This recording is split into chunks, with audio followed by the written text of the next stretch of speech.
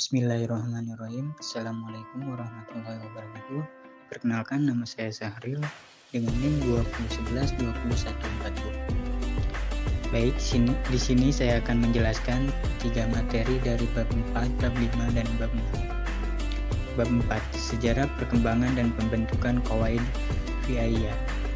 Menurut Ali Ahmad Al-Nadawi, perkembangan qawaid fiqhiyah dapat dibagi dalam 3 fase, yaitu 1. Fase pertumbuhan dan pembentukan abad 1-4 Hijriah. Pada dasarnya, peletakan batu dasar ilmu qawaid fiqhiyah telah dimulai sejak 3 kurun pertama dari tahun Hijriah, yaitu sejak masa Rasulullah SAW, sahabat dan tabi'in. Hal ini dapat dilihat dari hal-hal berikut ini.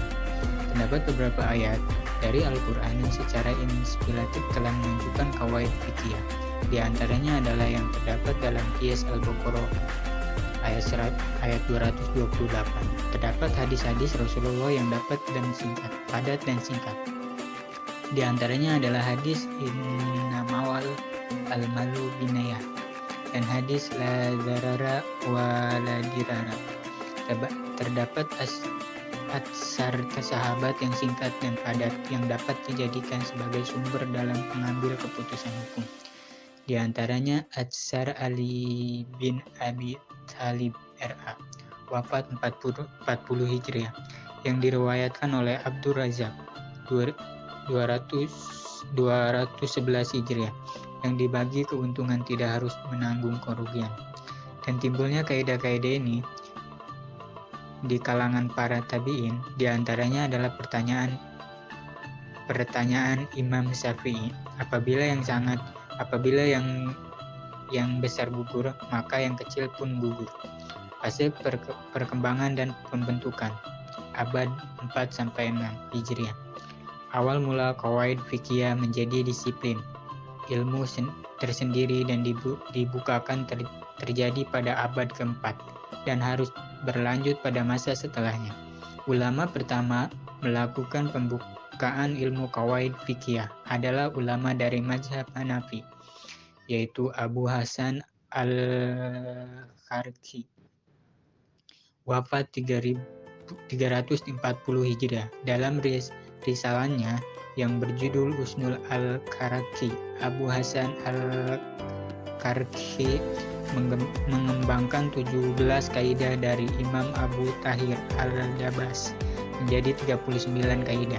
Setelah Kharki, ulama mazhab Hanafi yang mengembangkan ilmu qawaid fiqhiyah adalah Abu Zaid Ubaidullah Al-Dabusi, wafat 430 Hijriah.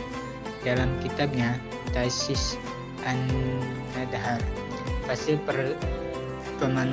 pemantapan dan penyempurnaan abad ke-8, mengkodifikasikan ilmu qawaid fiqhiyah mencapai puncaknya ketika disusunnya Al-Majalah Al-Ahkam Al-Adiyah pada akhir abad ke-13 Hijriah oleh komitmen ulama pada masa Khalifah Al-Qazi Abdul Aziz dari dinasti Utsmaniyah.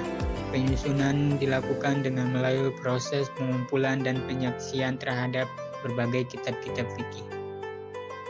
Bab 5. Kaidah fikih tentang niat. Kaidah pertama qawaid fiqhiyah, kaidah fikih adalah tentang niat. Contoh sederhana misalnya tentang sholat.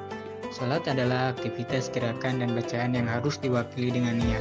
Jika sholat tidak disertai niat, maka hanya menjadi gerakan-gerakan yang tidak bernilai ibadah. Hal ini karena segala ibadah dalam Islam harus disertai atau diwakili dengan niat. Diawali dengan niat. Kaidah fikih tentang niat adalah segala sesuatu tergantung pada niatnya atau tujuannya. Kaidah fikih tentang niat ini didasarkan hadis segala sesuatu tergantung pada niatnya. Dan apa yang diperoleh tergantung dari apa yang telah diniatkan. Pengertian niat dan fungsi niat. Niat ada ucapan serta lisan, dan ada yang dilafadzkan di dalam hati. Niat diucapkan secara lisan dilakukan dengan mengucapkan niat dengan secara langsung, misalnya niat sholat, niat puasa, dan lainnya. Niat yang dilafadzkan di dalam hati tanpa mengucapkannya secara lisan biasanya dilakukan agar niatnya tidak diketahui oleh orang lain. Misalnya niat bernazar pada Allah dan di dalam hati.